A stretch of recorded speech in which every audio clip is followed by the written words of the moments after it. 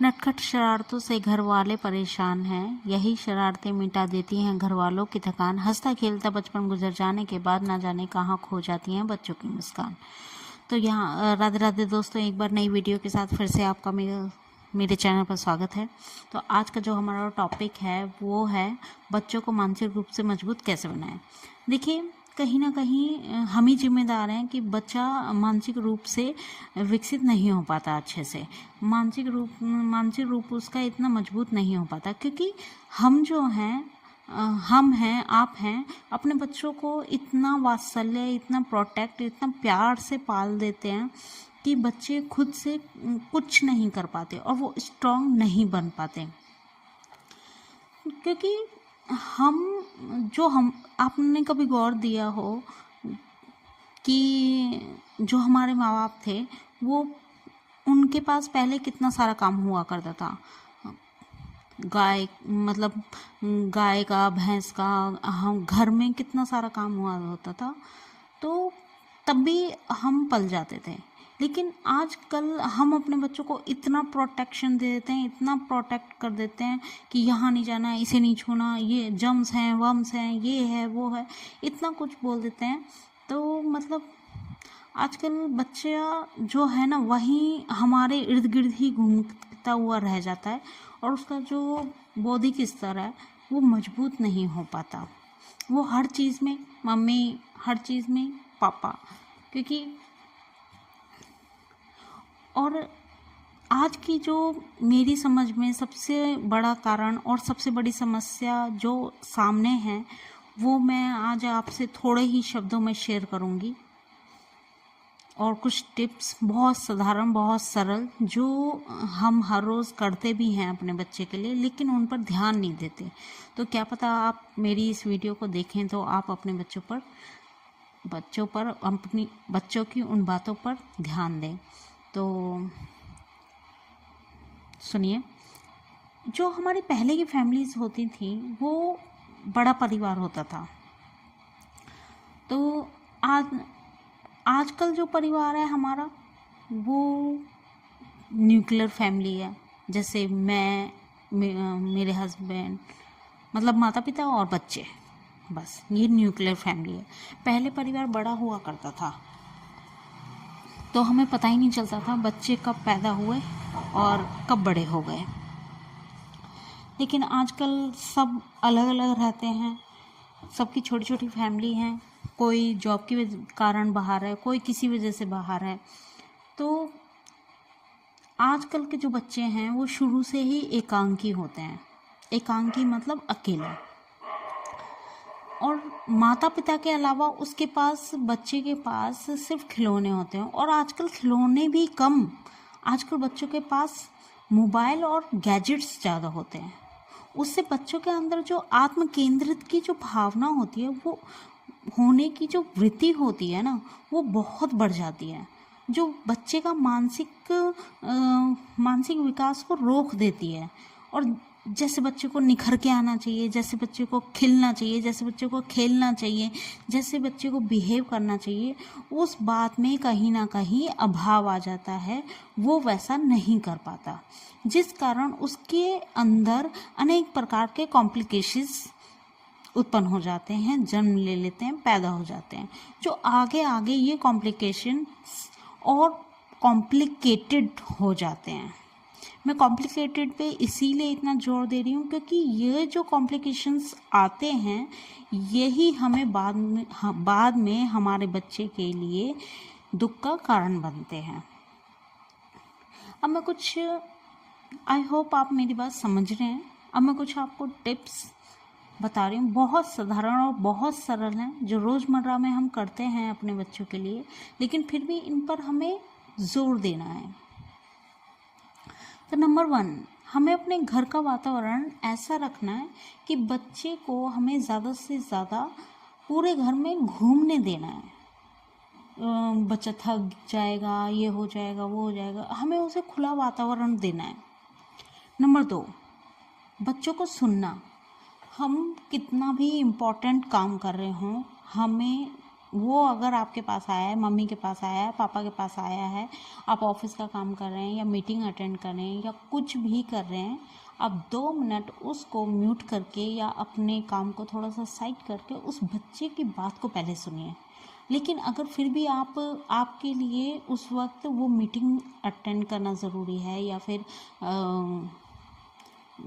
Job करना ज़रूरी है, तो उस वक्त बच्चे को थोड़ा सा प्यार से बोलिए कि बेटा मैं अभी आपके पास आ रही हूँ और अभी आपकी पूरी बात सुनती हूँ। तो जैसे ही आप फ्री हों, आप उस बच्चे के पास जाइए, अपने बच्चे के पास जाइए और पूछिए कि आप मुझे कोई बात बता रहे थे, बताइए। तो इससे जब आप बच्चों को सुनेंगे तो वो आपसे कनेक्ट होगा, आपको अपनी सारी बातें बताएगा। तो मेरा तीसरा पॉइंट, बच्चे को गलती स्वीकार करवाना। जो हमारे बच्चे छोटेपन से बड़ी बड़ी गलती करते हैं, बड़े पे बड़ी गलती करते हैं, तो यदि उनमें आप ये डाल देंगे बात को कि बेटा ये आपने गलत किया है, ये आपने गलत किया है, अब आपको सॉरी फील करना चाहिए और आप अंकल से सॉरी बोलिए, आंटी से सॉरी बोलिए, या मम्मी पापा से उन्होंने घर में कुछ कर दिया है तो आप मम्मी पापा को सॉरी कहिए।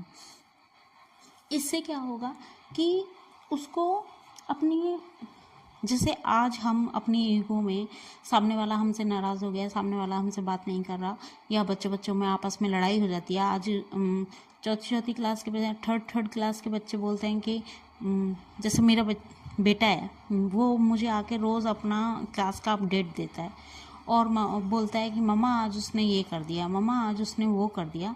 तो मैं उनको पहले सुनती हूँ, फिर मैं उससे पूछती हूँ आपने क्या किया। तो जब वो मुझे ये बताता है कि मम्मा मैंने ये किया, तो मैं उसको समझाती हूँ कि बेटा ठीक है, गलती उसकी थी लेकिन गलती आपकी भी थी, तो आपको वहाँ पर सॉरी बोलना चाहिए। फिर मेरा बेटा बोलता है कि मैं क्यों सॉरी बोलूँगा, गलती उसकी थी। तो मैं बोलती हूँ कि नहीं बेटा, सॉरी मांगने से कोई छोटा बड़ा नहीं हो जाता, आप सॉरी बोल दीजिए, उसका मन भी अच्छा हो जाएगा और आपका मन भी अच्छा हो जाएगा। तो यहाँ पे जो बच्चे के मन में जो उसके प्रति घृणा आती है ना कि अब हम इससे बात नहीं करेंगे, तो यही बच्चे के अंदर हमें लाना है। अगर हमने उससे कुछ कह दिया है तो वो क्या सोचता है कि हमारे मम्मी पापा ने हमें डांट दिया, अब हम मम्मी पापा से बात नहीं करेंगे, या फिर वो थोड़ी देर के लिए आपसे गुस्सा होकर बैठ जाएगा। तो जब आप उसको वहीं पे सॉरी बोलना सिखा दोगे तो वो आपसे इस तरह का बर्ताव कुछ हद तक नहीं करेगा। नंबर 5, बच्चों के साथ समय बिताना। ये आजकल का जो वातावरण है उसको देखते हुए बहुत ज़रूरी हो गया है कि अपने बच्चों को फ़ोन और गैजेट्स देने नहीं चाहिए और हमें अपने बच्चों के साथ ज़्यादा से ज़्यादा टाइम स्पेंड करना चाहिए। हमें उन्हें बाहर ले जाना चाहिए, थोड़ा सा बाहर जाके ऐसे ही घूम के आ गए। जब मैं क्या करती थी, मतलब हम क्या करते थे कि मेरे हस्बैंड वर्क फ्रॉम होम करते थे, काम बहुत ज़्यादा होता था और हमें टाइम नहीं मिलता था। तो जब हमारा बेटा हुआ तो ये अकेले रूम में काम करते थे और उसे अकेला मैं ही संभालती थी, तो बहुत ज़्यादा प्रॉब्लम्स आती थी। वो बाहर जाने के लिए ज़िद करता था, मतलब छोटे होते हैं ना बच्चे, चिड़चिड़ करते हैं, एक ही रूम में रहते हैं, तो एक ही रूम में रह कर बच्चा रोने लगता है, कभी चिड़चिड़ापन आ जाता है। तो हम उसे क्या करते थे, जब मेरे हस्बैंड रात को फ्री होते थे, थोड़ा लेट ही फ्री होते थे 10 बजे तक, तो 10 साढ़े 10 तक, तो हम क्या करते थे कि हम थोड़ा सा ऐसे ही राउंड लगा के आ जाते थे मार्केट का, क्योंकि मार्केट घर के पास में भी थी, और ऐसे ही हम राउंड लगा के आ जाते थे। तो मेरा बेटा बहुत खुश होता था, तो कभी हम उसे बैलून दिलवा दिया करते थे, कभी कोई बॉल दिलवा दी, तो जिससे ना वो खुश रहता था। और पहले तो घर में इतने सारे लोग होते थे कि सब एक दूसरे खिला लिया करते थे। अब वही है ना कि आजकल अलग अलग फैमिली हो गई है, न्यूक्लियर फैमिली हो गई है, बस माता पिता के अलावा बच्चे, बच्चे के अलावा माता पिता, और कोई दिखाई देता ही नहीं है। और मेरा छठा पॉइंट बहुत इम्पॉर्टेंट पॉइंट है कि हमें अपने बच्चों को टीवी और मोबाइल से जितना हो सकता है उतना दूर रखना चाहिए। लेकिन फिर भी हमें थोड़ा सा काम है और हम सोचते हैं कि बच्चा थोड़ा व्यस्त हो जाए, थोड़ा देख ले, हम भी ये सोचते हैं, हमें भी लालच होता है। और यदि आपका बच्चा इंटरेस्टेड होता है टीवी देखने में, फ़ोन देखने में, तो आप उन्हें ऐसी चीज़ें लगा कर दीजिए, फ़ोन में ऐसी चीज़ें लगाइए अपने टीवी में जो उन पर गलत असर ना डालें।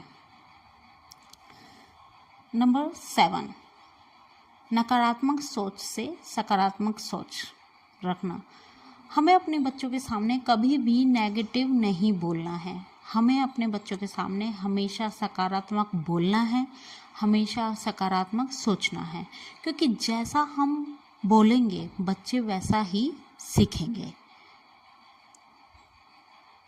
अगर हम नेगेटिव बोलेंगे तो बच्चे भी नेगेटिव ही सीखेंगे, और अगर हम सकारात्मक बोलेंगे तो बच्चे सकारात्मक ही सीखेंगे। मेरा 8वां और सबसे फेवरेट और मेरा पर्सनल पॉइंट, आध्यात्मिक ज्ञान। यदि हम बच्चे को बचपन से ही आध्यात्मिक ज्ञान में रुचि दिखाते हैं तो हमारा बच्चा बड़े होकर कभी भी रास्ते से नहीं भटकता। क्यों? क्योंकि वो शुरू से ही जब आध्यात्मिक अपने भगवान में रुचि दिखाता है तो वो कभी भटक ही नहीं सकता। क्योंकि जब बच्चा, अब आप बोलेंगे कि बच्चा हमारा तो बहुत छोटा है, वो उसे कैसे पूजा सिखा दें।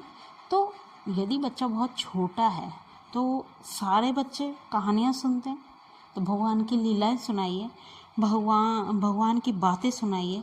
कोई आपको नहीं आती हैं तो नेट से लर्न करके सुना दीजिए, या फिर कोई बुक ले लीजिए, स्टोरी बुक ले लीजिए, उससे पढ़कर सुना दीजिए। लेकिन अध्यात्म ज्ञान बच्चे में होना बहुत ज़रूरी है शुरू से ही। तो हमें अपने बच्चे को शुरू से अध्यात्म ज्ञान की ओर ले जाना चाहिए। अब यहाँ पे मैं एक बात आपको बताती हूँ कि हंसते खेलते गुजर जाने वाली शाम नहीं आएगी, कागज़ के जहाज़ों वाली उड़ान नहीं आएगी। बचपन में जितना मुस्कुराना है मुस्कुरा लो, लौट कर फिर बचपन वाली मुस्कान नहीं आएगी।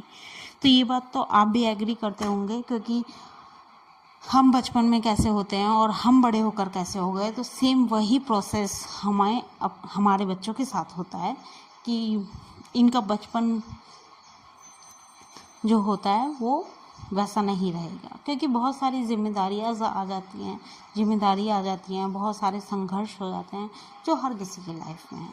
तो हमें अपने बच्चों को इस तरह से, उनका जो मानसिक स्तर है, इस तरह से हम उनको मजबूत बना सकते हैं। उन्हें बौद्धिक स्तर से हमें मजबूत बनाना है, ताकि वो कितना भी बड़े हो जाएं, कितने भी अमीर हो जाएं या कितने भी संघर्ष में हैं, वो कभी भी मानसिक स्थिति से विचलित ना हो। क्योंकि आप आजकल के वातावरण से वाकिफ़ ही हैं कि आजकल बच्चे क्या क्या कर रहे हैं। तो ये वीडियो बनाने का मेरा पूरा यही मतलब है कि हमें बचपन से ही अपने बच्चों में ऐसे पॉइंट्स का ध्यान ज़रूर रखना चाहिए जिससे हमारे बच्चों पर नकारात्मक प्रभाव ना पड़े। तो मिलते हैं अगली वीडियो के साथ। राधे राधे।